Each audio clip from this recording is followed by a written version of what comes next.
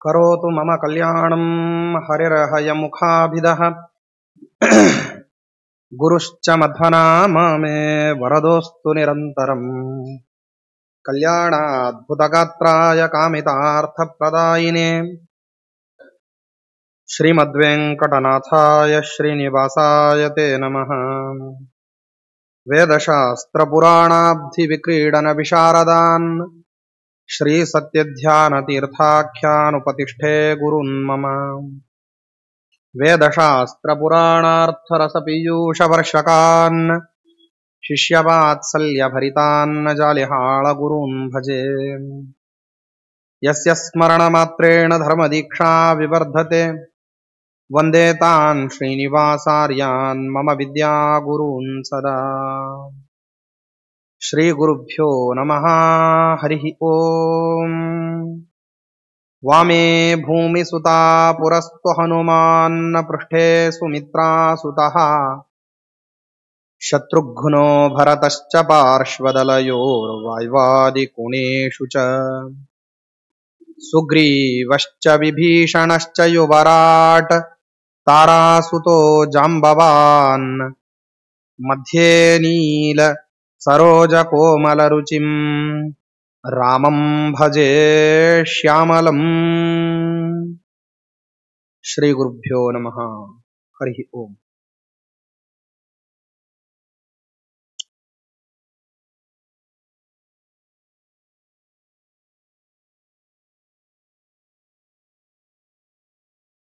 ಪರಮಾತ್ಮ ಸೀತಾದೇವಿಯನ್ನ ಸ್ವೀಕಾರ ಮಾಡಿದ ಮೇಲೆ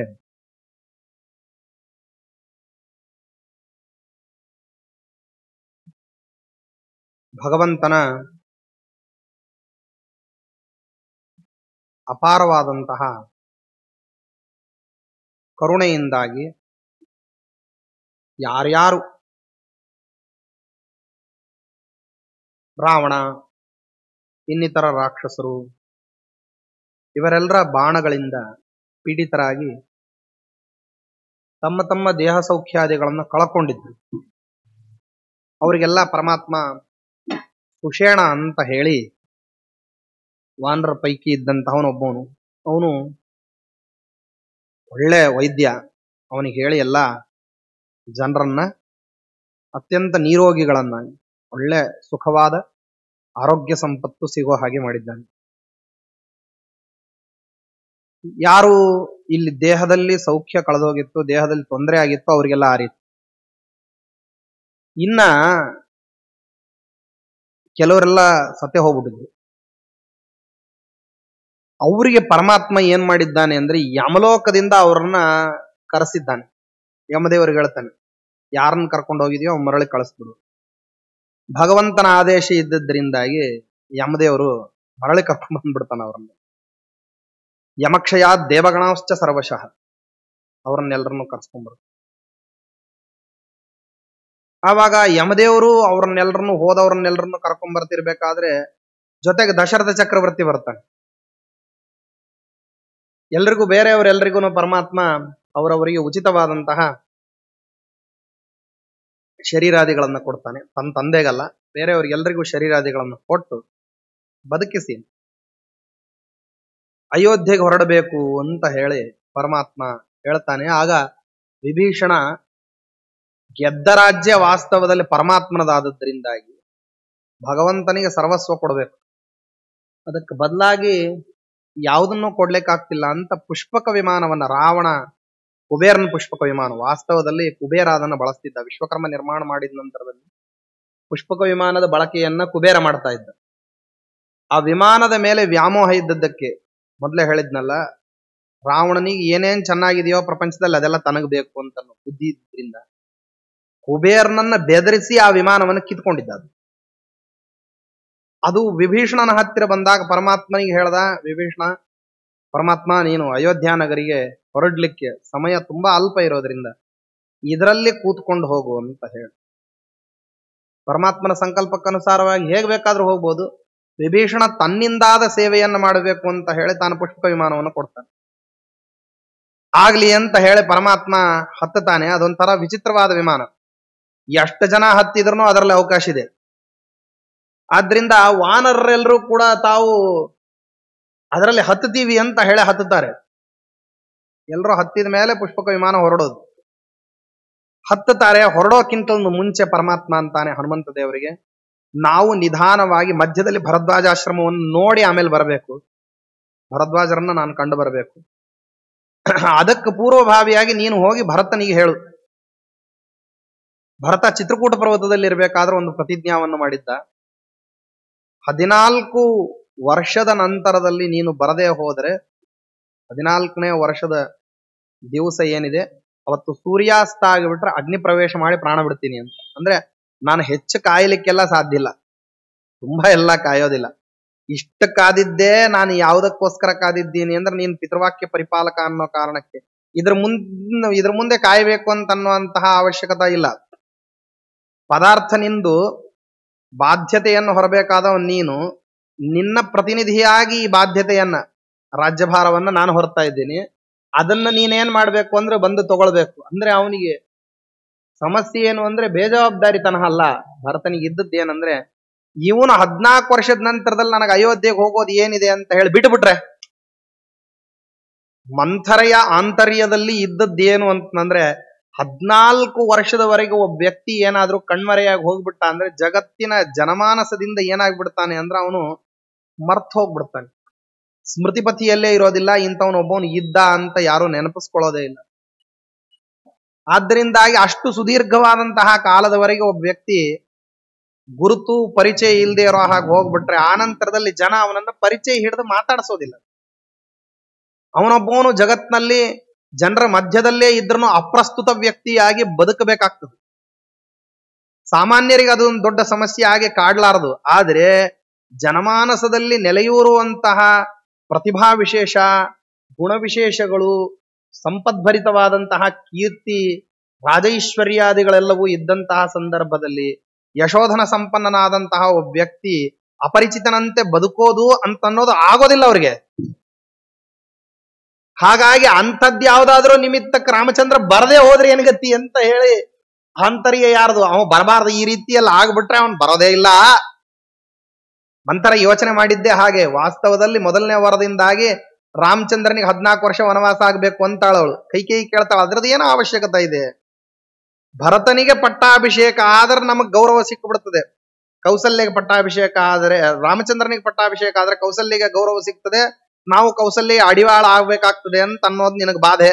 ಅದಕ್ಕೋಸ್ಕರವಾಗಿ ಭರತನಿಗೆ ಪಟ್ಟಾಭಿಷೇಕ ಆಗಿಬಿಟ್ರೆ ನಮಗ್ ಗೌರವ ಸಿಗ್ತದೆ ಅಂತ ಹೇಳ್ತಿದ್ದಿ. ಭರತನಿಗೆ ಪಟ್ಟಾಭಿಷೇಕ ಆಗೋ ಹಾಗೆ ಮಾಡಿಬಿಡೋಣ ಅಂದ್ರೆ ಮಂತ್ರಿ ಅಂತಾಳ, ಅಲ್ಲೇ ಇರೋದು ನೀನು ಮೂರ್ಖತನ ಅಂತಾಳೆ. ಒಂದು ವೇಳೆ ರಾಮಚಂದ್ರನ ಸಮಕ್ಷಮದಲ್ಲಿ ಭರತನ ಪಟ್ಟಾಭಿಷೇಕ ಆದ್ರೆ ಭರತ ಹೆಸರಿಗೆ ಮಾತ್ರ ಸಿಂಹಾಸನ ಕೂತಿರ್ತಾನೆ. ಸಿಂಹಾಸನ ಕಿರೀಟ ಇಲ್ಲದೆ ಇದ್ರು ರಾಜ ಯಾರು ಅಂದ್ರೆ ರಾಮನೇ. ಜನ ಆವಾಗ ರಾಮನನ್ನು ಇನ್ನು ಹೆಚ್ಚು ಸ್ತೋತ್ರ ಮಾಡ್ತದೆ. ಜನಮಾನಸದಲ್ಲಿ ಇನ್ನೂ ಹೆಚ್ಚು ಏನ್ ಮಾಡ್ತಾನೆ ಅಂತಂದ್ರೆ ಗುಣಗಳಿಂದ ಅಭಿರಾಮನಾಗಿ ಬಿಡ್ತಾನ ಅವನು. ಜನಮನೋರಂಜಕವಾಗಿರತಕ್ಕಂತಹ ರಾಜ್ಯಭಾರವನ್ನ ಭರತ ಕೊಡ್ತಾನೆ ಅಂತ ಅಂದ್ರೂ ಕೂಡ ಯಾರೂ ಕೂಡ ಭರತನನ್ನ ಅಗೌರವ ಮಾಡದೇನೆ, ರಾಮನನ್ನ ಗೌರವ ಮಾಡದೇನೆ ಭರತನನ್ನ ಗೌರವ ಮಾಡ್ಲಿಕ್ಕೆ ಹೋಗೋದಿಲ್ಲ.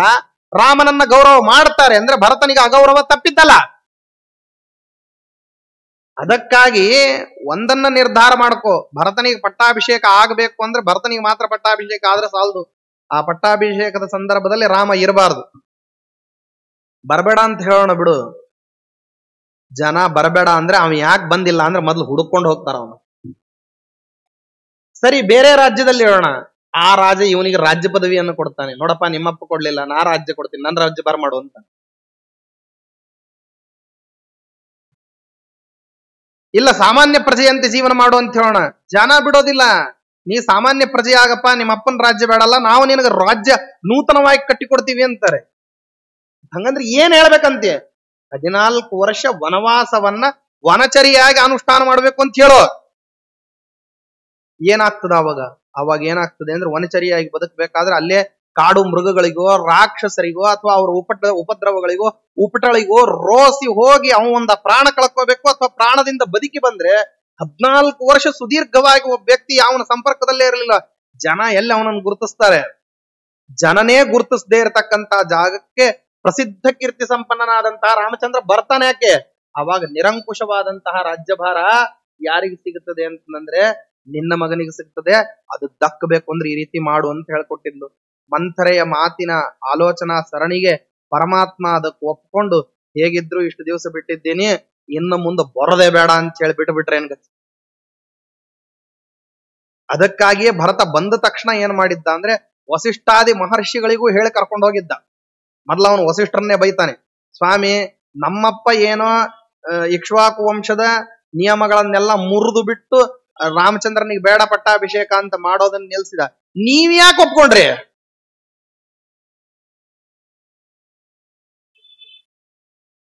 ಇಕ್ಷ್ವಾಕೂಣಾಂ ದುರಾಪೇರ್ಥೆ ತ್ವದಧೀನಾಹಿ ಸಿದ್ಧಯ.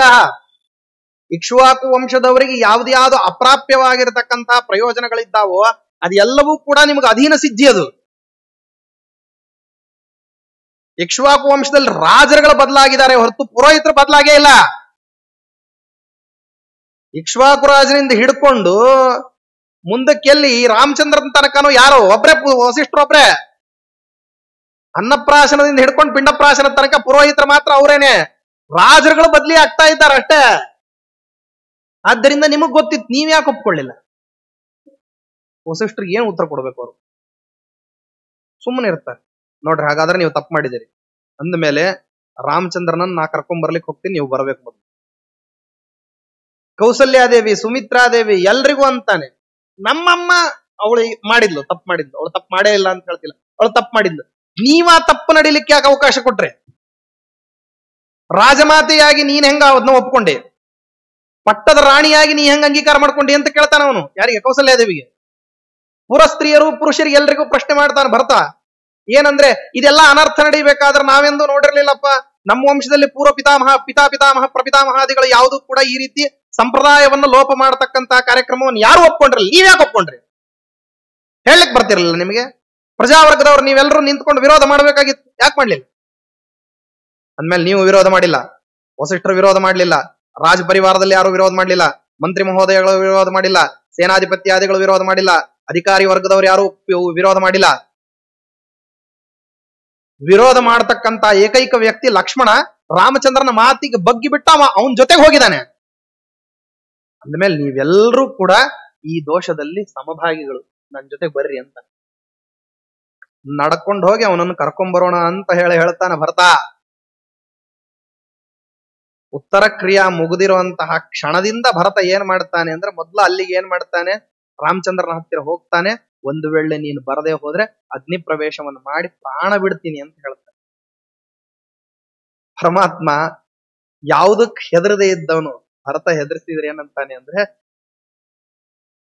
ಹನುಮಂತ ದೇವ್ರಿಗೆ ಹೇಳ್ತಾನೆ, ಮೊದ್ಲು ಹೋಗು ಅಂತ. ಪುರೀಂ ಜಗಾಮಾಶು ನಿಜಾಮ ಅಯೋಧ್ಯಾಂ ಪುರೋ ಹನುಮಂತ ಮಥೋನ್ಯ ಯೋಜೆ. ಮೊದ್ಲು ಹೋಗು, ಭರತನಿಗೆ ಹೇಳು, ಬರ್ತಾ ಇದ್ದೀನಿ. ಯಾವಾಗ ದದರ್ಶ ಚಾಸವು ಭರತಂ ಹುತಾಶನಂ ಪ್ರವೇಷ್ಟು ಕಾಮಂ, ಅವ ತಡ ಆಗಿದೆ ಅಂತ ಆಗ್ಲೇ ಚಿತಾವನ್ನ ಸಿದ್ಧ ಮಾಡಿ ಹಾರ್ಲಿಕ್ಕೆ ಅಂತ ಹೊರಟೆ ಬಿಟ್ಟಿದ್ದಾವ. ಮಾತು ಅಂದ್ರ ಮಾತು. ನಿನಗೆ ಹೆಂಗ ಒಂದೇ ಮಾತು ಒಂದೇ ಬಾಣ ಒಬ್ಳೆ ಪತ್ನಿ ಅಂತ ಅಂತೀಯೋ ಹಂಗೆ ನನಗೂ ಒಂದೇ ಮಾತು. ಬರ್ಲಿಲ್ಲ ಅಂದ್ರೆ ಪ್ರಾಣ ಬಿಡ್ತೀನಿ ಅಂದ, ಅದು ಸುಮ್ನೆ ಬಾಯಿ ಮಾತಿಗೆ ಹೇಳಿದ್ದಲ್ಲ, ಚಿತೆ ಸಿದ್ಧ ಆಗಿದೆ. ಹನುಮಂತ ದೇವರಂತಾರೆ, ಪ್ರದಕ್ಷಿಣೆ ಆಗ್ಲಿಕ್ಕೆ ಕೊಂಡನು, ಹೋಗ್ಬಿಡಪ್ಪ ಬರ್ತಾ ಇದ್ದಾನೆ, ಪ್ರವೇಶಕ್ಕೆ ಸಿದ್ಧತೆ ಮಾಡ್ಕೋ, ಇದೆಲ್ಲ ಹಾರತಿಯ. ಹೌದಾ, ಬರ್ತಾ ಇದ್ದಾನ, ಸರಿ ಹಾಗಾದ್ರೆ ಈ ಪ್ರಯತ್ನ ಬಿಟ್ಟ ಅಲ್ಲಿ ಬರ. ಅಷ್ಟೇ, ಒಂದೇ ಮಾತು, ರಾಮಚಂದ್ರ ಬರ್ತಾ ಇದ್ದಾನೆ ಅನ್ನೋ ಸುದ್ದಿ ಹೇಳಿದ್ರು. ಎಲ್ಲ ಏನ ಯಾವುದೇ ವಿಧವಾಗಿರತಕ್ಕಂತ ರಾಗದ್ವೇಷಾದಿಗಳಿಲ್ಲ. ಕರ್ತವ್ಯ ಬದ್ಧತಾ ಅಂತ ಅನ್ನೋದು ಕಲಿಬೇಕೆಲ್ಲಿಂದ ಅಂದ್ರೆ ಭರತನಿಂದ, ಅಕ್ರೂರ್ನಿಂದ, ಈ ಪಾತ್ರ ಪ್ರಪಂಚದಿಂದ ಕರ್ತವ್ಯ ಬದ್ಧತೆ, ಅಭಿನಿವೇಶವನ್ನು ಇಟ್ಟುಕೊಂಡು ಕೂಡ ಕರ್ಮಗಳನ್ನ ಮಾಡಬೇಕಾದ್ರೆ ಅದರಲ್ಲಿ ಮನುಷ್ಯ ತನ್ನ ಸ್ವಾಯತ್ತತೆಯನ್ನ ಪರಿತ್ಯಾಗ ಮಾಡದೇ ಇರು. ಇದನ್ನೇನು ಮಾಡ್ತಾನೆ ಅಂದ್ರೆ ತೋರಿಸ್ತಾನೆ. ತೋರಿಸಿ ಆನಂತರದಲ್ಲಿ ಬಂದು ಸ್ವಾಗತವನ್ನು ಮಾಡ್ಲಿಕ್ಕೆ ಬರ್ತಾನೆ. ಆಗ ತಾಯಿಯರೆಲ್ಲರೂ ಬರ್ತಾರೆ, ಪೌರ ಜನರು, ಅಮಾತ್ಯರು ಎಲ್ಲರನ್ನು ಕರ್ಕೊಂಡು ಬಂದು ನಂದಿಗ್ರಾಮದ ದ್ವಾರದಲ್ಲೇನೆ ಏನ್ ಮಾಡ್ತಾನೆ, ಪರಮಾತ್ಮನನ್ನ ಆಹ್ವಾನವನ್ನು ಮಾಡ್ತಾನೆ. ಬಂದು ಅವನಿಗೆ ಶತ್ರುಘ್ನನ ಸಮೇತನಾಗಿ ಬಂದು ನಮಸ್ಕಾರ ಮಾಡಿರ್ತಕ್ಕಂತಹ ಭರತನನ್ನ ಎತ್ತಿ ಪರಮಾತ್ಮ ಪ್ರೀತಿಯಿಂದ ಆಲಿಂಗನವನ್ನು ಮಾಡ್ಕೊಂತಾನೆ. ಆನಂತರ ಪರಮಾತ್ಮ ಅಂತಃ ಪ್ರವೇಶವನ್ನು ಮಾಡತಕ್ಕಂಥದ್ದು. ಎಲ್ಲ ತಾಯಂದ್ರಿಗೆ ಎಲ್ರಿಗೂ ನಮಸ್ಕಾರವನ್ನು ಮಾಡಿ ರಾಜ್ಯಾಭಿಷೇಕವನ್ನು ಮಾಡಿಸ್ಕೊಂತಾನೆ ಸ್ವಾಮಿ. ಆವಾಗ ಉದ್ಘೋಷಣ ಮಾಡ್ತಾನೆ. ಸರ್ವೈರ್ಭವದ್ಭ್ಯ ಸುಕೃತಂ ವಿಧಾಯ ದೇಹಂ ಮನೋವಾಕ್ ಸಹಿತಂ ಮದೀಯಂ ಏತಾವದೇವಾಖಿಲ ಸದ್ವಿಧೇಯಂ ಯತ್ಕಾಯ ವಾಕ್ಚಿತ್ತ ಭವಂ ಮದರ್ಚನಂ. ಸರ್ವೈರ್ಭವದ್ಭ್ಯ ಸುಕೃತಂ ವಿಧಾಯ, ನೀವೆಲ್ಲ ಬಹಳ ದೊಡ್ಡ ಪುಣ್ಯವಂತರು ಅಂತಾನ ಪರಮಾತ್ಮ. It's a big opportunity. ಬಹಳ ದೊಡ್ಡದಾಗಿರತಕ್ಕಂತಹ ಪುಣ್ಯವಂತಿಯ ಕಾರ್ಯಕ್ರಮ.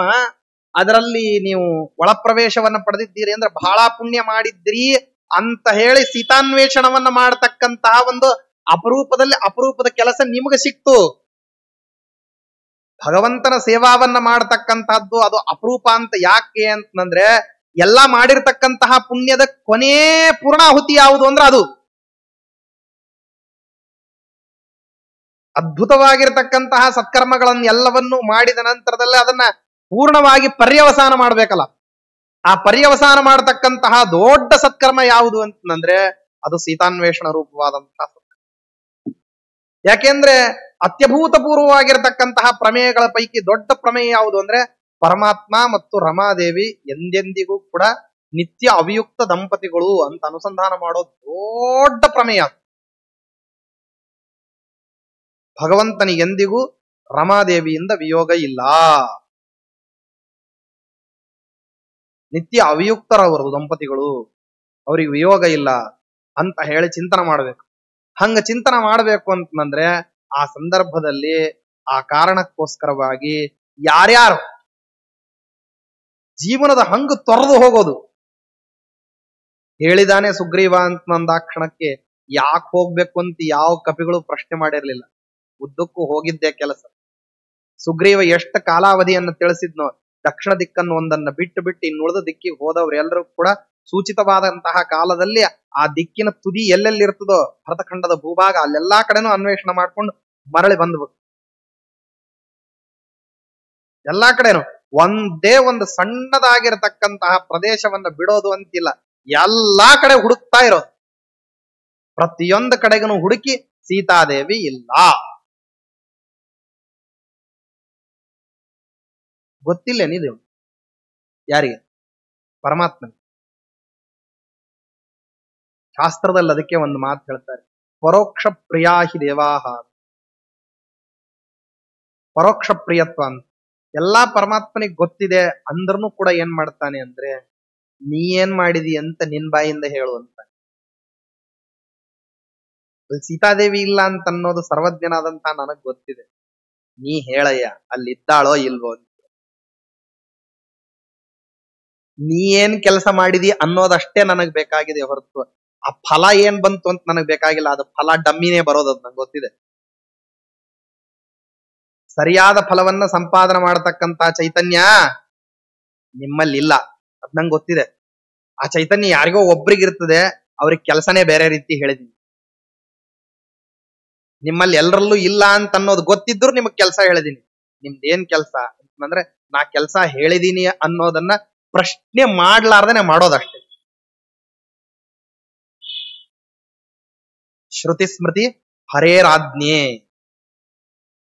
ವೇದ ಮತ್ತು ಸ್ಮೃತಿಗಳು ಅಂತ ಅನ್ನೋವೇನಿದ್ದಾವಲ್ಲ, ಅವು ಪರಮಾತ್ಮನ ಆಜ್ಞೆ ಇದ್ದಂಗೆ. ಅಲ್ಲಿ ಏನ್ ಹೇಳಿರ್ತಾರ ಅಲ್ಲಿ ಪ್ರಶ್ನೆ ಮಾಡದೆ ಇರೋ ಹಂಗ್ ಮಾಡೋದು. ವೈಶ್ವದೇವ ಆದ ನಂತರದಲ್ಲಿ 15 ನಿಮಿಷದವರೆಗೆ ನೀನು ಗೋದೋಹನ ಮಾತ್ರ, ಒಂದು ಗೋವನ್ನ ದೋಹನ ಮಾಡತಕ್ಕಂತ ಕಾಲಾವಧಿಯವರೆಗೆ ಅತಿಥಿಯನ್ನ ನಿರೀಕ್ಷೆ ಮಾಡಷ್ಟೆ. ಯಾಕೆ? ಯಾರು ಬರ್ತಾರಾಚಾರೆ? ನಮ್ದು 1 ಬೆಡ್ರೂಮ್ ಕಿಚನ್, ಬಾಗಲ ಹಾಕೊಂಡು ಊಟ ಮಾಡ್ತಾ ಇದ್ದೀವಿ, ಬಾಗಲ ತೆಕ್ಕೊಂಡು ಕೂತಿರೋ. ಯಾರು ಬರೋದಿಲ್ಲ ಆಚಾರೆ, 20 ವರ್ಷದಿಂದ ಯಾರು ಬಂದಿಲ್ಲ. ಇವತ್ತು ಬಾಗಲ ಹಾಕಿದ್ರೆ ಯಾಕೆ ಬೇಡ ಅಂತೀರ ನೀವು? ಯಾರು ಬರ್ತಾರೆ ಬರೋದಿಲ್ಲ ಅಂತ ಅನ್ನೋದನ್ನ ನೋಡ್ಕೊಂಡು ನಿಂಗ್ ಬಾಗಲ್ ತೆಗಿ ಅಂತ ಹೇಳಿಲ್ಲ, ಬಾಗಲ್ ತೆಗೆದು ಕುತ್ಕೊಂತ ಅಷ್ಟೇ ನಿಂಗೆ ಹೇಳಿದ್. ಕನ್ನಡದಲ್ಲಿ ಒಂದು ಗಾದೆ ಮಾತಿದೆ, ಕೇಳಿದಿರೋ ಇಲ್ಲೋ? ಎಲಿ ಎತ್ತೋ ಗುಂಡ ಅಂದ್ರೆ ಉಂಡವ್ರು ಎಷ್ಟು ಜನ ಅಂತ ಕೇಳಿದ್ನಂತೆ. ಪ್ರಶ್ನೆನೇ ಅಪ್ರಸ್ತುತ. ಗುಂಡನಿಗೆ ಏನ್ ಕೆಲಸ ಹೇಳಿದಿವಿ? ಎಲಿ ಎತ್ತು. ಎಲಿ ಎತ್ತು ಅಂದ್ರೆ ಏನ್ ಮಾಡ್ಬೇಕು? ಎಲಿ ಎತ್ಬೇಕಷ್ಟೇ. ಯಾಕೆ ಅಂತ ಪ್ರಶ್ನೆ ಮಾಡುವಂಗಿಲ್ಲ. ಆದ್ರಿಂದ ನೀ ಅಲ್ಲಿ ಅವನು ಬರ್ತಾನೋ ಬಿಡ್ತಾನೋ, ಯಾವನ ಅತಿಥಿ ಅಭ್ಯಾಗತ ವೈಶ್ವದೇವೇತು ಸಂಪ್ರಾಪ್ತೆ ಯೋತಿಥಿರ್ ಗ್ರಹಮಾಗತಃ ಸದ್ದೇವವನ್ ನಮಸ್ಕಾರ್ಯ. ಪ್ರತ್ಯಕ್ಷ ದೇವರೇ ಬಂದ ಅಂತಂದು ಹೇಳಿ ಅನುಸಂಧಾನ ಮಾಡ್ರಿ ಅಂತ ನಂತರ ವೈಶ್ವದೇವ ನಡೀತಿರುವಂತಹ ಸಂದರ್ಭದಲ್ಲಿ ಬರೋವನನ್ನ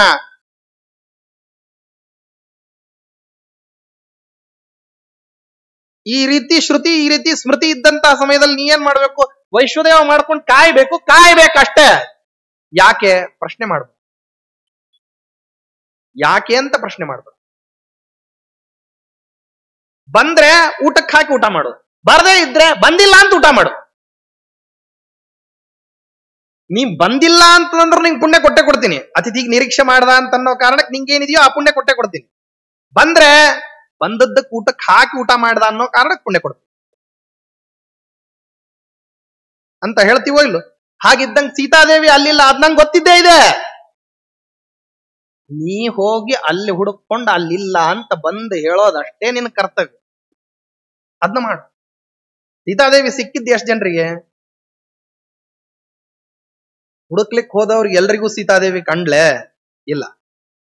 ಇವ್ರು ಯಾರು ಕಾಣ್ಲೇ ಇಲ್ಲ ಅಂತ ಹೇಳಿದ್ರು.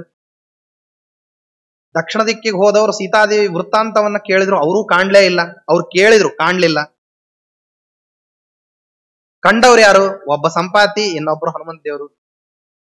ಸಂಪಾತಿ ಕಂಡ, ಆದ್ರೆ ಮಾತಾಡಿಸ್ಲಿಲ್ಲ. ಹನುಮಂತ ದೇವರು ಕೇಳಿದ್ರು, ಕಂಡ್ರು, ಮಾತಾಡಿಸಿದ್ರು, ವೃತ್ತಾಂತ ಹೇಳಿದ್ರು. ವೃತ್ತಾಂತವನ್ನ ಮರಳಿ ತಗೊಂಡ್ಬಂದ್ರು. ಅಂದ್ಮೇಲೆ ಸೃಷ್ಟಿ ಪ್ರಪಂಚದಲ್ಲಿ ಜೀವೋತ್ತಮರನ್ನು ಒಬ್ಬರನ್ನ ಮಾಡಿರ್ತೀವಿ, ಸರಿ ಜೀವೋತ್ತಮರ. ಮತ್ತೆ ಹಾಗಾದ್ರೆ ಹೋಗ್ಬೇಕೋ ಬೇಡವೋ? ಹೋಗ್ರಿ. ಯಾಕೆ? ನಾನು ಅದೇ ರೀತಿ ಶಾಸನ ಮಾಡಿದ್ದೀನಿ, ನೀವು ಮಾಡ್ರಿ ಅಂತ ಅಷ್ಟೇ ಹೇಳಿದ್ ನಾನು. ಅದಕ್ಕಂತಾನ ಪರಮಾತ್ಮ ಸರ್ವೈರ್ ಭವದ್ಭಿ ಸುಕೃತಂ ವಿಧಾಯ ದೇಹಂ ಮನೋವಾಕ್ ಸಹಿತಂ ಮದೀಯಂ. ಸುಗ್ರೀವ ಹೇಳ್ದ ಅಂತನ್ನೋ ಕಾರಣಕ್ಕೆ ಇದು ಸುಗ್ರೀವನ್ ಕೆಲಸ ಅಲ್ಲ, ನಮ್ದು ಕೆಲಸ ಅಲ್ಲ, ರಾಮಚಂದ್ರನ್ ಕೆಲಸ, ರಾಮಚಂದ್ರ ನಮಗೇನ್ ಸಂಬಂಧ ಅಂತ ಏನು ಯೋಚನೆ ಮಾಡ್ಲಾರ್ದಾನೆ ಹೋಗು ಅಂದ್ರೆ ಹೋಗಿ ಬಂದ್ರೋ ಇಲ್ಲ. ಸರ್ವಂ ಮನೋವಾಕ್ ಸಹಿತಂ ಮದೀಯಂ. ಮನಸ್ಸು ಮಾತು ಇದರಿಂದ ಸಹಿತವಾಗಿ ನನ್ನ ಕರ್ಮವನ್ನ ಏನು ಮಾಡಿದ್ದೀರಿ? ಏತಾವದೇವ ಅಖಿಲ ಸದ್ವಿಧೇಯಂ. ಜಗತ್ನಲ್ಲಿ ಎಲ್ಲರೂ ಕೂಡ ಹಿಂಗೇನೆ ನನ್ನ ಮಾತನ್ನ ಪ್ರತಿ ಪ್ರಶ್ನೆ ಮಾಡ್ಲಾರ್ದೇನೆ ಅನುಷ್ಠಾನಕ್ಕೆ ತರಬೇಕು ಅಂತ ಪರಮಾತ್ಮ. ಯಾಕೆ ಅಂತ ಕೇಳ್ಕೊಡು. ನನ್ನ ಮೇಲೆ ನಿಮ್ಗೆ ಎಷ್ಟು ವಿಶ್ವಾಸ ಇರಬೇಕು ಅಂತಂದ್ರೆ, ನಾನು ಹೇಳಿದೀನಿ ಅಂದ್ಮೇಲೆ ಮುಗಿದು ಹೋಯ್ತು. ಯಾಕೆ ಅಂತ ಪ್ರಶ್ನೆ ಮಾಡ್ಲಾರ್ದೇನೆ ಅಹರಹ ಸಂಧ್ಯಾ ಮುಪಾಸೀತ. ಯಾಕೆ ಅಂತ ಕೇಳ್ಬೇಡ, ಸಂಧ್ಯಾವನ್ನೇ ಮಾಡು, ಮಾಡ್ಬೇಕಷ್ಟೇ.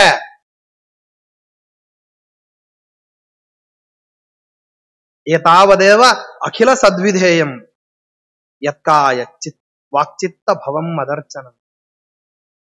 ಮಾತಿನಿಂದ, ಮನಸ್ಸಿನಿಂದ, ದೇಹದಿಂದ ಮಾಡತಕ್ಕಂಥ ನನ್ನ ಪೂಜೆ ಅಂದ್ರೆ ಏನು ಅಂದ್ರೆ, ನಾನು ಹೇಳಿರ್ತಕ್ಕಂಥ ಮಾತುಗಳನ್ನ ಪ್ರತಿಯಾಗಿ ಪ್ರಶ್ನೆ ಮಾಡದೇನೆ ಅನುಷ್ಠಾನಕ್ಕೆ ತರೋದು. ಸುಮ್ಮನೆ ಅನುಷ್ಠಾನಕ್ಕೆ ತರೋದಷ್ಟೇ. ಯಾಕೆ? ಅವ್ರು ಹೇಳಿದಾರೆ, ನಾವು ಮಾಡ್ತೀವಿ. ಇದೇ ನಿನ್ನ ಶ್ರೇಯಸ್ಸಿಗೆ ಕಾರಣ ಅಂತ ಅನ್ಬಾರ್ದು.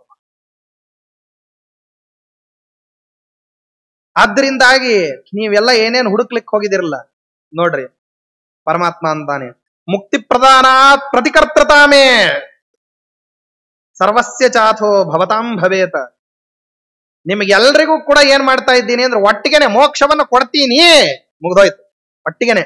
ಅದು ಯಾವಾಗ ನೀವು ಮೋಕ್ಷಕ್ಕೆ ಹೋಗೋರಿದ್ದೀರೋ ಆವಾಗ ಇವತ್ತೇ ticket booked. Your seat is reserved. ನೀವು ಬರ್ಬೋದು. ಅದು ಯಾವಾಗ ಬರ್ತೀರಿ?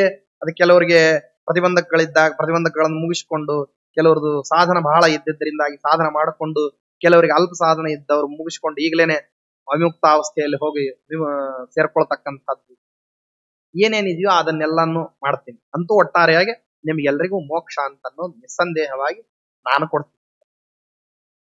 ಎಲ್ರಿಗೂ ಕೊಟ್ಟು ಬಿಟ್ಟು, ಒಬ್ಬರನ್ನ ಬಿಟ್ಟು. ಯಾಕೆಂದ್ರೆ ನೀವು ಮಾಡಿರೋದಕ್ಕೆಲ್ಲದಕ್ಕೂ ಕೂಡ ಪ್ರತ್ಯುಪಕಾರ ಅಂದ್ರೆ ಇದು ಹೈಯೆಸ್ಟ್ ಪ್ರತ್ಯುಪಕಾರ. ನಾನು ಆಡಿರುವಂತಹ ಮಾತಿಗೆ ಬದ್ಲಿ ಆಡದೇನೆ ಕೆಲಸ ಮಾಡಿದ್ದಕ್ಕೆ ನಿಮಗೆ ಏನ್ರಿ ಪ್ರತಿಯಾಗಿ ನಾನು ಕೊಡ್ತಾ ಇದ್ದೀನಿ ಅಂದ್ರೆ ಇನ್ಯಾರು ಅಷ್ಟು ನಿಮಗ್ ಕೊಡ್ಲಿಕ್ಕೆ ಸಾಧ್ಯ ಇಲ್ಲ ಅಂತದ್ದನ್ನು ಕೊಟ್ಟು ಬಿಟ್ಟಿದ್ದೀನಿ. ನಿಮಗಿನ್ಯಾರು ನೀವು ಮಾಡ್ತಕ್ಕಂತ ಕೆಲಸಕ್ಕೆ ಅಷ್ಟು ನಿಮಗೆ ಪ್ರತಿಫಲವನ್ನ ಕೊಡೋರು ಇಲ್ಲ. ನಾನೊಬ್ಬನೇ ಅಷ್ಟು ಕೊಡೋನು. ಏನು ಕೊಡ್ತಾ ಇದ್ದೀನಿ? ಮೋಕ್ಷವನ್ನೇ ಕೊಡ್ತಾ ಇದ್ದೀನಿ. ತಗೊಂಡ್ಬಿಟ್ಟು. ಆದ್ರೆ ಒಬ್ಬರಿಗೆ ಮಾತ್ರ ಅದು ಆಗೋದಿಲ್ಲ. ಹನುಮತೋ ನ ಪ್ರತಿಕರ್ತೃತಾಸ್ಯ, ಇವರೊಬ್ರಿಗೆ ಮಾತ್ರ ಪ್ರತ್ಯುಪಕಾರ ಮಾಡ್ಲಿಕ್ಕೆ ಆಗೋದಿಲ್ಲ ಅಂತಾನ ಪರಮಾತ್ಮ. ಯಾಕೆ ಅಂತಂದ್ರೆ ಈ ಪ್ರಪಂಚದಲ್ಲಿ ಎಲ್ರಿಗೂ ಒಂದಿಲ್ಲ ಒಂದು ಪದಾರ್ಥದ ಬಗ್ಗೆ ಬಯಕೆ ಅಂತ ಅನ್ನೋದಿರ್ತದೆ. ಯಾವುದಾದ್ರೂ ಒಂದು ಪದಾರ್ಥ ಬೇಕು ಅಂತ ಅನ್ನೋದಿರ್ತದೆ. ಯಾವುದನ್ನಾದ್ರೂ ಒಂದನ್ನ ಕೊಟ್ಟು ಬಿಟ್ಟೆ ಅಂದ್ರೆ ಅದರಲ್ಲಿಂದ ಪರಿಪೂರ್ಣರಾಗ್ತೀವಿ ಅಂತ ಅನ್ಕೊಂಡಿರ್ತಾರೆ. ಇದನ್ನೊಂದು ಪಡೆದು ಬಿಟ್ರೆ ಸಾಕು ಅಂತನ್ನುವಂತಹ ಮನಸ್ಥಿತಿ ಬರ್ತದೆ. ಆದ್ರೆ ಒಬ್ಬ ಹನುಮಂತ ದೇವರಿಗೆ ಮಾತ್ರ ಆ ಪರಿಸ್ಥಿತಿ ಇಲ್ಲ.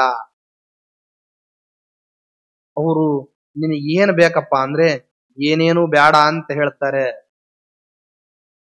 ಯಾರತ್ರ ವ್ಯಕ್ತಿಗಳು ಸೋತ್ ಹೋಗ್ತಾರೆ ಅಂದ್ರೆ ಯಾರನ್ನ ಏನ್ ಬೇಕಾದ್ರೂ ಕೊಟ್ಟು ತಣಿಸಿ ಬಿಡ್ತೀವಿ ಅಂತ ಅನ್ನೋರು ತಗೊಳ್ಳೋದಿಲ್ಲ ಅನ್ನೋರ ಹತ್ರ ಸೋತೋಗ್ಬಿಡ್ತಾರೆ.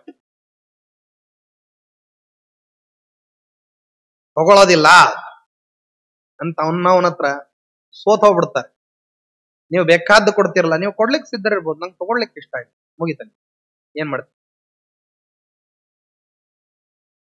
ಅವನಿಗೆ ತಗೊಳ್ಲಿಕ್ಕೆ ಇಷ್ಟ ಇಲ್ಲ ಅಂತ ಹೇಳಿದ ನಂತರದಲ್ಲಿ ಅವನು ಉಪಕಾರವನ್ನ ಮಾಡಿದ್ರೆ ನೀವು ಆ ಉಪಕಾರದ ಭಾರವನ್ನ ಹೊರ್ತಾ ಇರ್ಬೇಕು ನೀವು ಅಷ್ಟೇ. ಬೇರೆದು ಏನ್ ಗತ್ಯಂತರ ಇಲ್ಲೇ ಇಲ್ಲ. ಉಪಕಾರ ಯಾಕೆ ಮಾಡಿದೀನಿ? ನಿರ್ನಿಮಿತ್ತವಾಗಿ ಮಾಡಿದೀನಪ್ಪ. ಯಾಕ್ರಿ ಮಾಡಿದ್ರೆ ಹಾಗಾದ್ರೆ ನಮ್ಗೆ ಉಪಕಾರನ?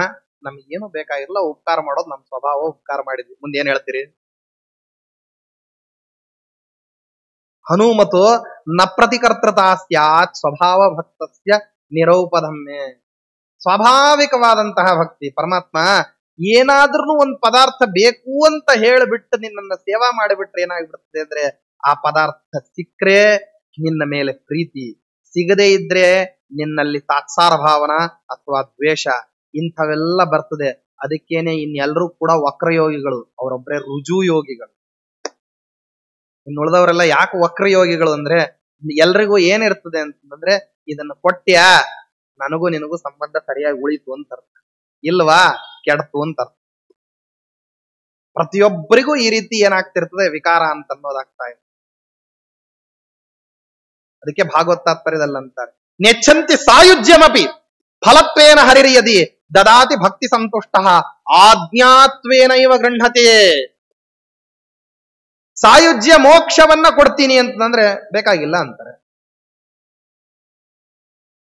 ಅಲ್ಲಿ ಇಂಥ ಒಂದು ಅಪರೂಪವಾಗಿರ್ತಕ್ಕಂಥದ್ದು ಏನ್ ಅನ್ಕೊಂಡಿದೀವಿ ಮೋಕ್ಷ ಅಂತಂದ್ರೆ ಪಾಪ ಪರಿಚಯ ಇಲ್ಲ ಅಂತ ಅನಿಸ್ತದೆ. ಹೇಳ್ತೀನಿ ಕೇಳು, ಹೇಳೋದೇನು ಕರ್ಕೊಂಡೋಗಿ ತೋರಿಸ್ತೀನಿ ಅಂತಾನ ಪರಮಾತ್ಮ. ಬೇರೆಯವ್ರು ಯಾರಿಗೆ ತೋರಿಸ್ತಾನೋ ಬಿಡ್ತಾನೋ, ಬ್ರಹ್ಮದೇವರನ್ನ ಕರ್ಕೊಂಡೋಗಿ ಕೈ ಹಿಡಿದು ಕರ್ಕೊಂಡೋಗಿ ತೋರಿಸ್ತಾನಂತ. ಏನಂದ್ರೆ ಸೃಷ್ಟಿ ಮಾಡೋಕ್ಕಿಂತ ಮುಂಚೆ ನೀವು ಮುಂದೆ ಸೃಷ್ಟಿ ಮಾಡ್ತೀರಿ. ನಾ ಮಾಡಿರೋ ಸೃಷ್ಟಿ ಏನಂತಂದ್ರೆ ಯಾವುದು ನಷ್ಟ ಆಗದೆ ಇರೋದು, ನಿಮ್ ಸೃಷ್ಟಿ ಎಲ್ಲ ಹಾಳಾಗುವಂತದ್ದು. ಒಂದ್ಸರ್ತೆ ನಾ ಮಾಡಿರೋ ಸೃಷ್ಟಿಯನ್ನ ನೋಡ್ರಿ ಅಂತ ಪರಮಾತ್ಮ ಮೋಕ್ಷ ಲೋಕದಲ್ಲಿ ಕರ್ಕೊಂಡೋಗಿ ತೋರಿಸ್ತಾನಂತ ಬ್ರಹ್ಮದೇವರಿಗೆಲ್ಲ. ಹೆಂಗಿದೆ ಮುಕ್ತಿ ಮಂದಿರದಲ್ಲಿ ರಮಾದೇವಿ ಹೆಂಗಿದ್ದಾಳೆ, ಹೆಂಗಿದೆ ನನ್ನ ವೈಭವ ಅಂತ ಅನ್ನೋದನ್ನ ಪರಮಾತ್ಮ ಬ್ರಹ್ಮದೇವರಿಗೆ ಕೈ ಹಿಡಿದು ಕರ್ಕೊಂಡೋಗಿ ಪ್ರತಿಯೊಂದನ್ನು ದಿಗ್ದರ್ಶನ ಮಾಡಿಸ್ತಾನೆ. ಪ್ರತಿಯೊಂದನ್ನು ನೋಡ್ತಾರೆ ಬ್ರಹ್ಮದೇವರು. ಪರಮಾತ್ಮನ ಸೃಷ್ಟಿ ಕುತೂಹಲವನ್ನೆಲ್ಲ ತಾವು ಸೃಷ್ಟಿಯನ್ನ ಮಾಡ್ತಿದ್ರು ಪರಮಾತ್ಮನ ಸೃಷ್ಟಿಯನ್ನ ಕುತೂಹಲದಿಂದ ನೋಡ್ತಾರೆ. ಹೀಗೆಲ್ಲ ಸೃಷ್ಟಿಯನ್ನ ಮಾಡ್ಲಿಕ್ಕೆ ಪರಮಾತ್ಮ ನೀನು ಮತ್ತೆ ನೀನೊಬ್ಬನೇ, ನಿನ್ನಿಂದ ಮಾತ್ರ ಸಾಧ್ಯವೇ ಹೊರತಾಗಿ ಬೇರೆಯವರಿಂದ ಸಾಧ್ಯ ಇಲ್ಲ. ಶ್ರೀಯತ್ರ ರೂಪಿಣ್ಯುರುಗಾಯ ಪಾದಯೋ ಕರೋತಿ ಮಾನಂ ಬಹುಧಾ ವಿಭೂತಿಭಿ. ಅನೇಕಾನೇಕ ರೂಪಗಳನ್ನು ಧಾರಣ ಮಾಡಿಕೊಂಡು ಆ ರಮಾದೇವಿ ಏನ್ ಮಾಡ್ತಿರ್ತಾಳೆ ಅಂತಂದ್ರೆ ಮೋಕ್ಷ ಮಂದಿರದಲ್ಲಿ ಸರ್ವ ಕಾರ್ಯಗಳನ್ನ ಏಕಾಕಿನಿಯಾಗಿ ಒಬ್ಬಳೇ ನಿರ್ವಹಣೆ ಮಾಡ್ತಾಳಂತೆ. ಎಲ್ಲಾರು ಇರ್ತಾರೆ, ಮುಕ್ತ ಬ್ರಹ್ಮಣ, ಮುಕ್ತ ಗರುಡಗಣ, ಮುಕ್ತ ಶೇಷಾದಿಗಳ ಗಣ, ಮುಕ್ತ ಇಂದ್ರಾದಿಗಳ ಗಣ, ಮುಕ್ತ ಋಷಿಮುನ್ಯಾದಿಗಳ ಪ್ರತಿಯೊಬ್ಬರು ಇರ್ತಾರೆ. ಯಾರಿಗೂ ಯಾವ ಕೆಲಸನೂ ಇಲ್ಲ.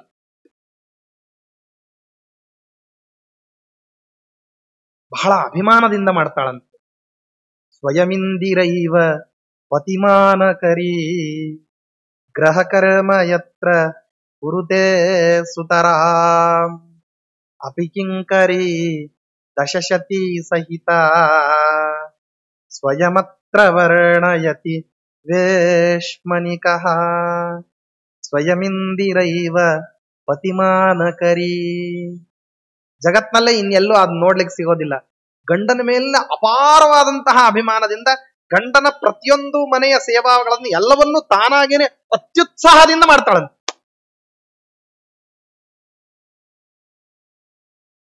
ಭಾಗವತದ ಸಪ್ತಮ ಸ್ಕಂದದಲ್ಲಿ ಅದಕ್ಕೆ ಹೇಳ್ತಾರೆ, ಹೆಂಗಿರ್ಬೇಕು ಹೆಣ್ಮಕ್ಳು ಅಂದ್ರೆ ಸ್ವಯಂಚ ಮಂಡಿತಾ ನಿತ್ಯಂ ಪರಿಮೃಷ್ಟ ಪರಿಚ್ಛದ ಅಂತ. ಸಮ್ಮಾರ್ಜನ ಉಪಲೇಪಾಭ್ಯಾಂ ಗ್ರಹಮಂಡನ ವರ್ತನೈ ಸ್ವಯಂಚ ಮಂಡಿತಾ ನಿತ್ಯಂ ಪರಿಮೃಷ್ಟ ಪರಿಚ್ಛದ. ನಿತ್ಯದಲ್ಲಿ ಸಾರಿಸೋದು, ಕುಡಿಸೋದು, ತೆಗೆಯೋದು, ತೊಳೆಯೋದು, ಬಳಿಯೋದು, ಶಿಸ್ತು, ಸ್ವಚ್ಛತೆ, ಅಲಂಕಾರ ಪ್ರತಿಯೊಂದನ್ನು ಮಾಡಿಕೊಂಡು ಮನೆಯೆಲ್ಲ ಅಲಂಕಾರವನ್ನಾಗಿ ಮಾಡ್ಕೊಂಡು ಇವರು ಅಲಂಕೃತರಾಗಿರ್ಬೇಕಂತೆ. ಇದರಲ್ಲಿ ಇತರೇತರ ಆಯೋಗ ಅಂತ. ಒಂದ ಇವ್ರ ಮಕ ಕೆಟ್ಟಿದ್ದಿರ್ತದೆ, ಇಲ್ಲ ಮನಿ ಕೆಟ್ಟ ಹೋಗಿ, ಎರಡರೊಳಗೆ ಯಾವ್ದಾರ ಒಂದ್ ಏನಾಗಿರ್ತದೆ, ದಿಗ್ಗೇಡಾಗಿ ಹೋಗಿರ್ತದೆ. ಆದ್ರೆ ಆ ಮೋಕ್ಷ ಮಂದಿರ ವಿಚಿತ್ರ ಅಂತೆ. ಇವಳು ಅಲಂಕೃತಳಾಗಿದ್ದು ಮೋಕ್ಷ ಮಂದಿರವನ್ನ ಅಲಂಕೃತವನ್ನಾಗಿ ಇಟ್ಕೊಂಡಿರ್ತಾವ. ಅದಕ್ಕೆ ಅಂಥ ಮೋಕ್ಷ ಮಂದಿರವನ್ನ ತೋರಿಸಿ ಪರಮಾತ್ಮ ಅಂತಾನಂತ ವಾಯುದೇವರಿಗೆ. ಅದಕ್ಕಾಗಿ ನಿಮಗೆ 7ನೇ ದ್ವಾರದವರೆಗೆ ಕರ್ಕೊಂಡ್ ಬಂದೀನಿ ಮುಕ್ತಿ ಮಂದಿರದಲ್ಲಿ. ನೋಡ್ರಿ, ಮತ್ತೆ ಇಲ್ಲಿ ಏನಾದ್ರೂ ಬೇಕಾಗಿದ್ರೆ ಈ ಮೋಕ್ಷ ಸುಖ ವೈಭವವನ್ನು ನೀವು ಅನುಭವಿಸೋ ಅನ್ನೋಂಗಿದ್ರೆ ಕೊಡ್ತೀನಿ ಅಂತಂದ್ರೆ ನೇಚನ್ ಬೇಡ ಅಂತ.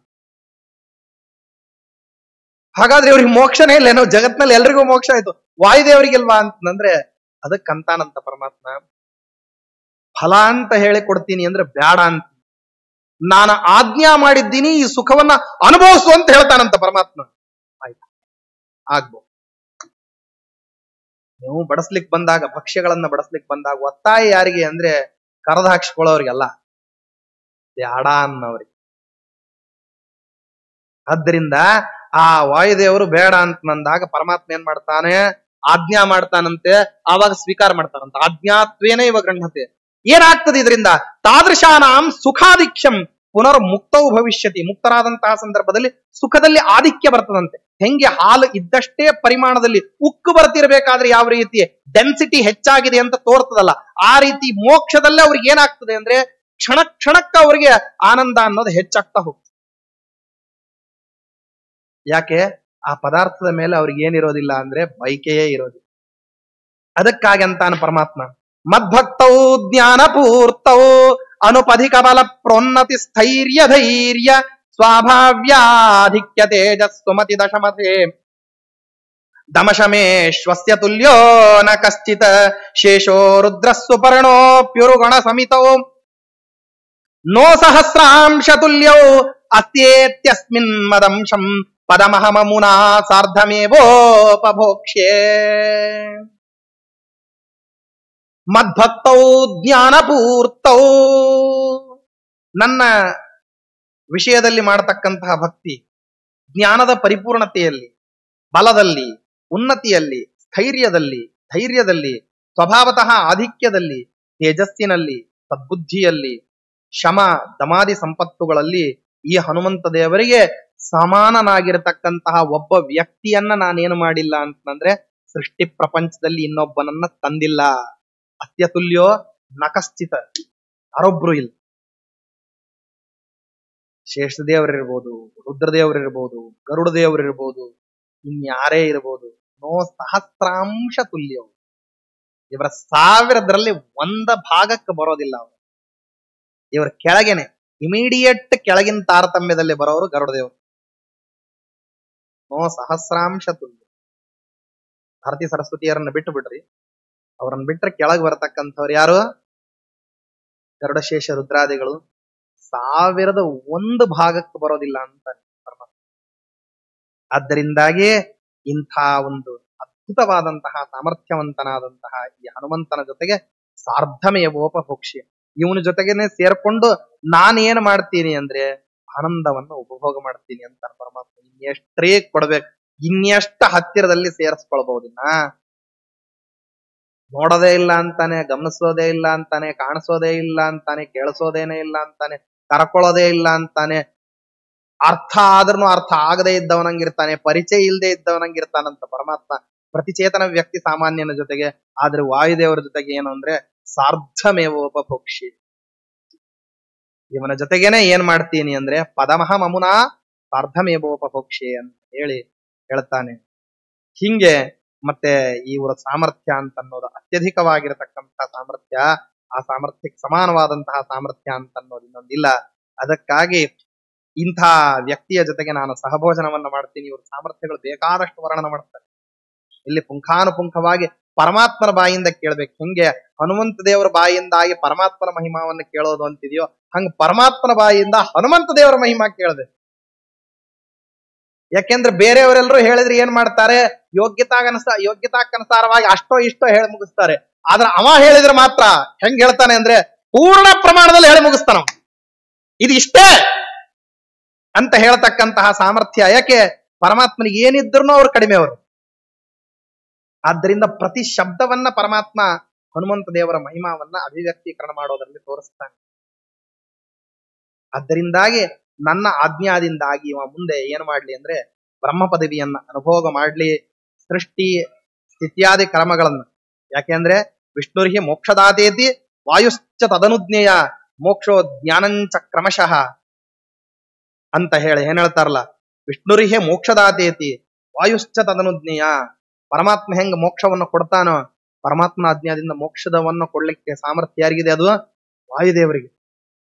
ಅದಕ್ಕಾಗಿ ಹಾಗೆ ವರ್ಣನವನ್ನ ಮಾಡಿ ಇಂಥವನ ಜೊತೆಗೆ ಸಹಭೋಜನವನ್ನ ನಾನೇನ್ ಮಾಡಿದ್ದೀನಿ, ಹನುಮದ್ ರೂಪದಿಂದಲೇನೆ ಕೊಟ್ಟು ಬಿಟ್ಟಿದ್ದೀನಿ ಅಂತಾನೆ ಪರಮಾತ್ಮ. ಹನುಮದ್ ರೂಪದಿಂದಲೇನೆ ಇವರಿಗೆ ಸಹಭೋಜನವನ್ನ ನನ್ನೊಂದಿಗೆ ನಾನು ಕೊಟ್ಟು ಬಿಟ್ಟಿದ್ದೇನೆ ಅಂತ ಇಷ್ಟೆಲ್ಲ ಹೇಳಿದ್ರೆ ಸ್ಥಿರಭಕ್ತಿ ನಮ್ರಹ, ಅತ್ಯಂತ ದೃಢಭಕ್ತಿಯಿಂದ ನಮ್ರರಾಗಿ ಹನುಮಂತ ದೇವರು ಮಾತಾಡ್ತಾರೆ. ಪರಮಾತ್ಮ ನಿನ್ನ ಪಾದ ಕಮಲಗಳನ್ನ ಹೊಂದಿದ ನಂತರದಲ್ಲಿ ದುರ್ಲಭವಾದಂತಹ ಒಂದು ಪದಾರ್ಥ ಅಂತಿದೆಯಾ ಸ್ವಾಮಿ? ಇಷ್ಟೆಲ್ಲ ಕೊಡ್ತೀನಿ ಕೊಡ್ತೀನಿ ಅಂತ ಹೇಳ್ತೀಯಲ್ಲ, ನಿನ್ನ ಪಾದವನ್ನ ಸೇವಾ ಮಾಡಿದ ನಂತರದಲ್ಲಿ ನನಗ ಸಿಗದೇ ಇರುವಂತಹ ಪದಾರ್ಥ ಅಂತ ಯಾವುದಿದೆ? ಅದು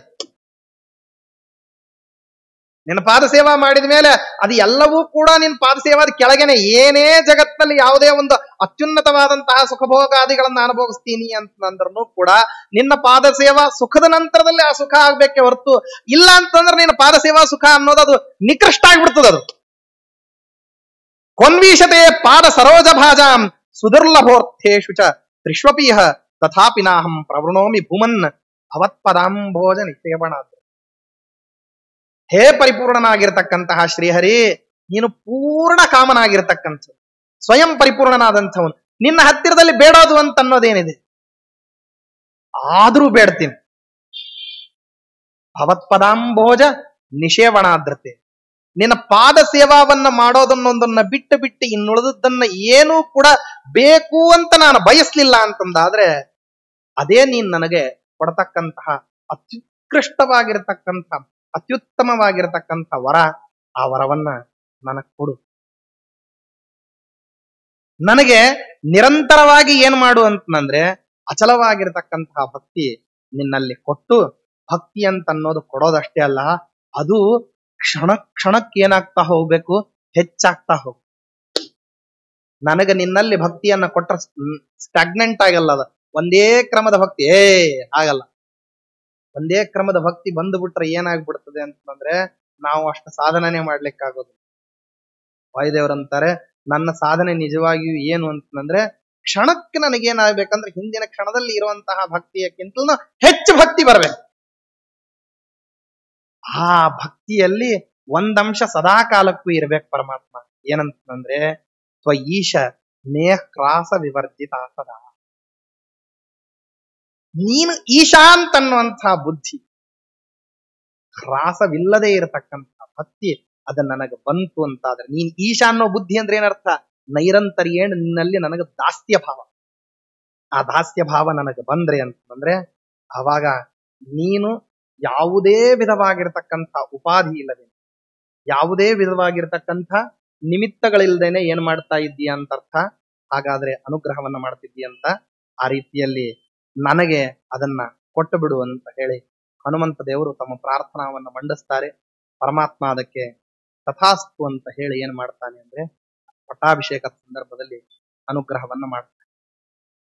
ಈ ರೀತಿಯಲ್ಲಿ ಆನಂದ ರಾಮಾಯಣದ ವಿಚಾರ ಅಂತನ್ನೋದು ವಾಸ್ತವದಲ್ಲಿ ಇಡೀ ವಾಲ್ಮೀಕಿ ರಾಮಾಯಣಕ್ಕೂ ವಾಲ್ಮೀಕಿ ಕೃತವಾದಂತಹ ಈ ಆನಂದ ರಾಮಾಯಣಕ್ಕೂ ಮೊದಲನೇ ದಿವಸನೇ ವ್ಯತ್ಯಾಸವನ್ನ ನಾನು ಪ್ರಸ್ತಾಪ ಮಾಡಿದ್ದೆ. ಈ ರಾಮಾಯಣಕ್ಕೆ ಬೇರೆ ರಾಮಾಯಣದಿಂದ ವಾಲ್ಮೀಕಿ ಕೃತವಾದದ್ದೇ 2 ರಾಮಾಯಣಗಳಾಗಿದ್ರು ಇಲ್ಲಿ ವ್ಯತ್ಯಾಸ ಏನಂದ್ರೆ ಮೊದಲನೇ ಇಡೀ ರಾವಣ ವಧ ಪರ್ಯಂತರವಾಗಿರತಕ್ಕಂಥದ್ದೆಲ್ಲವೂ ಇಲ್ಲಿ ಸಂಕ್ಷಿಪ್ತ. ನೈಜವಾಗಿ ಆನಂದ ರಾಮಾಯಣದ ಕಥಾ ಅಂತ ಅನ್ನೋದು ಎಲ್ಲ ಆರಂಭ ಅಂದ್ರೆ ರಾವಣನ ವಧಾನಂತರದಲ್ಲೇನೆ ನಿಜವಾಗಿ ಕಥೆ ಆರಂಭ. ಇಲ್ಲಿವರೆಗಿನ ಕಥಾ ಏನಿದೆಯಲ್ಲ ಇದು ಅತ್ಯಂತ ಪ್ರಸಿದ್ಧ ರಾಮಾಯಣದಲ್ಲಿ, ವಾಲ್ಮೀಕಿ ಕೃತವಾದಂತಹ ರಾಮಾಯಣದಲ್ಲಿ ಆಚಾರ್ಯರು ಬರೀತಕ್ಕಂತಹ ನಿರ್ಣಯದಲ್ಲಿ ಪ್ರತಿಯೊಂದು ವಿಷಯಗಳು ಇಲ್ಲಿ ಅಡಕವಾಗಿ ಬಂದಿದ್ದಾವೆ. ಆಚಾರ್ಯರ ನಿರ್ಣಯಾನುಸಾರವಾಗಿ ಆನಂದ ರಾಮಾಯಣ ಹೇಗಿದೆ ಅಂತ ಅನ್ನೋದನ್ನ ಇಲ್ಲಿವರೆಗೆ ಪ್ರಸ್ತಾಪ ಮಾಡ್ತಾ ಬಂದಿದೆ. ಇನ್ನು ಮುಂದೆ ವಿನೂತನವಾದಂತಹ ಕಥಾಭಾಗ ಅಂದ್ರೆ ವಾಸ್ತವದಲ್ಲಿ ಪ್ರಾಯ ಅಶ್ರುತ ಕಥಾಭಾಗ. ಸಾಮಾನ್ಯವಾಗಿ ರಾಮಾಯಣ ಕೇಳಿದ ತಕ್ಷಣ ಎಲ್ಲರೂ ಅಂತಾರ ನೋಡ್ರಿ, ಏನಂದ್ರೆ ಲೌಕಿಕದಲ್ಲಿ ಇದ್ದಿದ್ದೇ ಇದು ರಾಮಾಯಣ ಅಂತ ಅಂತಾರಲ್ಲ. ಆ ರೀತಿ ಬೇಸರದಿಂದ ಮಾತಾಡ್ತಕ್ಕಂಥದ್ದಲ್ಲ. ಯಾಕೆ ಅಂದ್ರೆ ಮೊದಲನೇ ಪ್ರಸಂಗದಲ್ಲಿ ಏನೇ ಮಹರುದ್ರ ದೇವರು ಪಾರ್ವತಿ ದೇವಿಯ ಸಂವಾದದ ಸಂದರ್ಭದಲ್ಲೇ ಪಾರ್ವತಿ ದೇವಿ ಪ್ರಶ್ನೆ ಮಾಡ್ತಾಳೆ. ಏನಂತಾಳೆ ಅಂತಂದ್ರೆ, ಆನಂದದಾಯಕಂ ಕರ್ಮ ರಘುವೀರೇಣ ಯತ್ಕೃತಂ. ನನಗೆ ಈ ವಿಷಯವನ್ನ ಹೇಳ್ರಿ ರುದ್ರದೇವ್ರೆ, ಪರಮಾತ್ಮ ಬಂದು ತಾನು ದಶರಥ ಚಕ್ರವರ್ತಿಯ ಮಗನಾಗಿ ಹುಟ್ಟಿ ಆನಂತರದಲ್ಲಿ ವಿಶ್ವಾಮಿತ್ರರ ದ್ವಾರ ಒಯ್ಯಲ್ಪಟ್ಟು ಸೀತಾ ಪರಿಣಯ, ಆನಂತರ ವನವಾಸ, ರಾವಣ ವಧಾದಿಗಳು ಇವೆಲ್ಲವೂ ಏನಿದ್ದಾವಲ್ಲ ಇವೆಲ್ಲ ಕೇಳಿದ್ದಾಗೋಗ್ಬಿಡಿದೆ ನಮ್ಗೆ. ಇದು ಬೇಡ ಅಂತ ಅನ್ನೋದಿಲ್ಲ. ಆದ್ರೆ ಪರಮಾತ್ಮ ಆನಂದದಾಯಕವಾದಂತಹ ಕರ್ಮವನ್ನ ಮಾಡಿದ್ದಾನೆ ರಾಮಾವತಾರದಲ್ಲಿ ಅಂತ ಕೇಳ್ತೀವಲ್ಲ, ಆ ಆನಂದದಾಯಕವಾದಂತಹ ಕರ್ಮ ಏನು ಅಂತ ಪ್ರಶ್ನೆ ಮಾಡ್ತಾರೆ. ನೈಜ ಆನಂದ ರಾಮಾಯಣ ಆರಂಭ ಆಗೋದು ಎಲ್ಲಿಂದ ಅಂದ್ರೆ ಇಲ್ಲಿ. ಅದನ್ನ ಮತ್ತೆ ಆಚಾರ್ಯರ ನಿರ್ಣಯಾನುಸಾರವಾಗಿ ಮುಂದಿನ ಉಪನ್ಯಾಸ ಮಾಲಿಕಾದಲ್ಲಿ ಹೇಳೋಣ. ಇದನ್ನ ಇಂಥ ಒಂದು ಕಥಾಭಾಗ ವಾಸ್ತವದಲ್ಲೇ ಈಗಾಗಲೇ ವರ್ಷಗಳಿಂದ ಶುರು ಆಗ್ಬಿಟ್ಟಿದೆ. ಇದನ್ನ ಅಲ್ಲಲ್ಲಿ ವಿಚ್ಛೇದಕ್ಕೆ ಒಳಗಾಗಿ ಕಾಲಕ್ಕೂ ಇದನ್ನು ಹೇಳ್ತಾ ಬಂದಿದ್ವಿ. ಇದರ ಮುಂದುವರಿದಂತಹ ಕಥಾಭಾಗದಲ್ಲಿ ಪರಮಾತ್ಮ ಕಾದಷ್ಟು ಲೌಕಿಕದಲ್ಲಿ ಅತ್ಯಭೂತಪೂರ್ವವಾಗಿರತಕ್ಕಂತಹ ಸುಖಭೋಗ ಭಾಗ್ಯಾದಿಗಳನ್ನ ಅನುಭವಿಸೋದರ ಮೂಲಕವಾಗಿ ಮಾಧ್ವಮತದ ಪ್ರಮೇಯಗಳಲ್ಲಿ ಒಂದಾಗಿರತಕ್ಕಂಥದ್ದು ಸರ್ವತಂತ್ರ ಸ್ವತಂತ್ರ, ನಿರವಧಿಕ ಶಕ್ತಿ ಸಂಪನ್ನನಾದಂಥವನು, ಪೂರ್ಣ ಗುಣನಾದಂಥವನು, ಪೂರ್ಣ ಭೋಗಿಯಾದಂಥವನು, ಪೂರ್ಣ ಶಕ್ತಿ ಸಾಮರ್ಥ್ಯ ಇರೋನು ಅಂತ ಅನ್ನುವಂತಹ ವಿಷಯಗಳನ್ನೆಲ್ಲ ಮುಂದಿನ ಕಥಾಘಟ್ಟಗಳಲ್ಲಿ ನಿರೂಪಣೆ ಮಾಡ್ತಾರೆ. ಏನೇನ್ ಮಾಧ್ವಮತದ ನೈಜ ಪ್ರಮೇಯಗಳಿದ್ದಾವ ನೋಡ್ರಿ. ಅಂದ್ರೆ ಏತಸ್ಮಾತ್ ಪ್ರೇಷ್ಠ, ಅನ್ಯಸ್ಮಾತ್ ಪ್ರೇಷ್ಠ, ಸರ್ವಸ್ಮಾತ್ ಪ್ರೇಷ್ಠ, ಯದಯಂ ಆತ್ಮ ಅಂತ ಹೇಳ್ತಕ್ಕಂಥದ್ದು ಪರಮಾತ್ಮನನ್ನ ಶ್ರೀಮದಾಚಾರ್ಯ ಎಲ್ಲಿ ಹೋಗಿ ಕೂಡಿಸ್ತಾರೆ ಅಂದ್ರೆ ಅಲ್ಲಿಂದ ಅವನು ಒಂದು ಅಂಶ ಕೂಡ ಕೆಳಗೆಳೆದಿರಬಾರ್ದು. ಹಂಗೆ ಏನೇನು ಗುಣಗಳನ್ನ ಆಚಾರ್ಯರು ಭಾಷ್ಯಾದಿ ಗ್ರಂಥಗಳಲ್ಲಿ ವರ್ಣನೆ ಮಾಡ್ತಾರೋ ಅಂಥ ಗುಣಗಳನ್ನ ರಾಮಾವತಾರದಲ್ಲಿ ಪರಮಾತ್ಮ ತೋರಿಸಿದ್ದಾನೆ ಅನ್ನೋದು ವಾಲ್ಮೀಕಿ ಮಹರ್ಷಿಗಳ ಅಭಿಪ್ರಾಯ. ಅದನ್ನ ಮುಂದೆ ಕಾಂಡಾಂತರಗಳಲ್ಲಿ ಅಂದ್ರೆ ಹೆಂಗೆ ವಾಲ್ಮೀಕಿ ರಾಮಾಯಣದಲ್ಲಿ ಸಾಮಾನ್ಯವಾಗಿ ಬಾಲಕಾಂಡ, ಅಯೋಧ್ಯಾಕಾಂಡ, ಮತ್ತೆ ಅರಣ್ಯಕಾಂಡ, ಕಿಷ್ಕಿಂಧಾಕಾಂಡ, ಸುಂದರಕಾಂಡ, ಯುದ್ಧಕಾಂಡ ಅಂತ ಆಗಿ ಆಮೇಲೆ ಉತ್ತರಕಾಂಡ ಅಂತ ಆರಂಭ ಆಗ್ತದೆ. ಇದು ಇಷ್ಟು ಯುದ್ಧಕಾಂಡ ಪರ್ಯಂತರವಾಗಿ ಇರೋದು ಇದು ಒಂದೇ ಕಾಂಡ. ಇದನ್ನ ಸಾರಕಾಂಡ ಅಂತ ಕರೆದಿದ್ದಾರೆ. ಇದರ ಮುಂದೆ ಯಾತ್ರಾಕಾಂಡ ಅಂತ ಆರಂಭ. ಪರಮಾತ್ಮ ಇಡೀ ಸಮಗ್ರವಾಗಿರ್ತಕ್ಕಂತಹ ಭರತಖಂಡದಲ್ಲಿ ಎಲ್ಲೆಲ್ಲಿ ಯಾತ್ರೆಗಳನ್ನ ಮಾಡ್ದ, ಆಯಾ ಯಾತ್ರೆಗಳಲ್ಲಿ ನಡೆದಿರ್ತಕ್ಕಂಥದ್ದು, ಯಾತ್ರೆ ಮಾಡ್ಲಿಕ್ಕೆ ಯಾಕೆ ಹೊರಟ ಅಂತ ಅನ್ನೋದೇ ಒಂದು ಮೊದಲು ಕುತೂಹಲವಾದಂತಹ ಪ್ರಶ್ನೆ. ಯಜ್ಞಗಳನ್ನ ಮಾಡಿದ ಅಂತ ಅನ್ನೋದಿದೆ. 24 ಜನ ಮೊಮ್ಮಕ್ಕಳಿದ್ರಂತ ಪರಮಾತ್ಮನಿಗೆ ರಾಮಾವತಾರದಲ್ಲಿ. ಅವೆಲ್ಲ ಬಹಳ ಅಪರೂಪದ ಪ್ರಮೇಯಗಳನ್ನ ಹೇಳ್ತಾರೆ. ಮತ್ತು ಅತ್ಯಂತ ಭೂಮವಾದಂತಹ ವ್ಯಕ್ತಿ ಪರಮಾತ್ಮ. ಭೂಮ ಅಂತಂದ್ರೆ ಪರಿಪೂರ್ಣನಾದವನು. ಒಬ್ಬ ವ್ಯಕ್ತಿ ಲೋಕದಲ್ಲಿ ಪರಿಪೂರ್ಣನಾಗಿರೋದು ಹೇಗೆ ಅಂತನ್ನುವಂತಹ ಸ್ಪಷ್ಟ ಚಿತ್ರಣವನ್ನ ಏನ್ ಮಾಡ್ತಾರೆ ಅಂತಂದ್ರೆ ವಾಲ್ಮೀಕಿ ಮಹರ್ಷಿಗಳು ಅಲ್ಲಿ ಕಟ್ಟಿಕೊಡ್ತಾರೆ. ಏನ್ ಹೇಳ್ತಾರೆ ಅದನ್ನ ಮುಂದಿನ ಉಪನ್ಯಾಸ ಮಾಲಿಕಾದಲ್ಲಿ ಹೇಳೋಣ. ಇಲ್ಲಿ ಏನೇನ್ ಹೇಳಿದ್ದೀವಿ ಅದೆಲ್ಲವೂ ಕೂಡ ನಮ್ಮ ಗುರುಗಳಿಂದ ಹೇಳಿರ್ತಕ್ಕಂತಹ 2 ವಿಷಯಗಳು. ಲೋಪದೋಷಗಳಿದ್ರೆ ಅದು ನಮ್ದು, ಗುಣಾಂಶಗಳಿದ್ರೆ ಅದು ಗುರುಗಳದು. ಅಂತಹ ಗುರುವಂತರ್ಯಾಮಿ ಧಾರಾಳಾಚಾರ್ಯರು, ಸತ್ಯಜ್ಞಾನ ತೀರ್ಥ ಅವರ ಮೇಲೆ ಬಂದಿರತಕ್ಕಂತಹ ಬ್ರಹ್ಮಣಿ ತೀರ್ಥ, ಶ್ರೀಪಾದರಾಜ, ವಾದರಾಜ, ವಿಜೇಂದ್ರ ಸ್ವಾಮಿಗಳ ಅಂತರ್ಯಾಮಿಯಾಗಿರ್ತಕ್ಕಂತಹ ಮಹಾನುಭಾವರಾದಂತಹ ಸರ್ವಜ್ಞಕಲ್ಪ ಟೀಕಾಚಾರ್ಯರಾಗಿರ್ತಕ್ಕಂತಹ ಮಹಾನುಭಾವರಾದ ಜಯಮುನಿಗಳ ಅಂತರ್ಯಾಮಿ, ಮತೋದ್ಧಾರಕರಾದಂತಹ ಆನಂದ ತೀರ್ಥ ಭಗವತ್ಪಾದಾಚಾರ್ಯರ ಅಂತರ್ಯಾಮಿಯಾಗಿರ್ತಕ್ಕಂತಹ ಸಮಸ್ತ ಸನ್ಮಂಗಲ ಕಾರಕನಾಗಿರ್ತಕ್ಕಂತಹ ಕುಲಸ್ವಾಮಿ ಲಕ್ಷ್ಮೀ ವಲ್ಲಭನಾಗಿರ್ತಕ್ಕಂತಹ ಶ್ರೀನಿವಾಸ ದೇವರಿಂದ ಅಭಿನ್ನನಾದಂತಹ ಸೀತಾಪತಿ ಶ್ರೀರಾಮಚಂದ್ರನ ಪಾದಾರವಿಂದಗಳಲ್ಲಿ 2 ವಾಕ್ಪುಷ್ಪಗಳನ್ನ ಸಮರ್ಪಣೆಯನ್ನು ಮಾಡ್ತಾ ಸ್ವಸ್ತಿಯನ್ನು ಹೇಳ್ತೀವಿ. ಶ್ರೀಕೃಷ್ಣಾರ್ಪಣಮಸ್ತು. ಹರಯೇ ನಮಃ.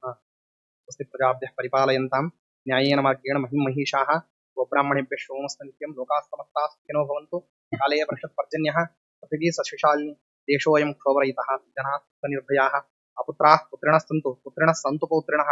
ಅಧನಾಃ ಸಧನಾಃ ಸಂತು. ಜೀವಂತು ಶರದಾಂ ಶತಂ.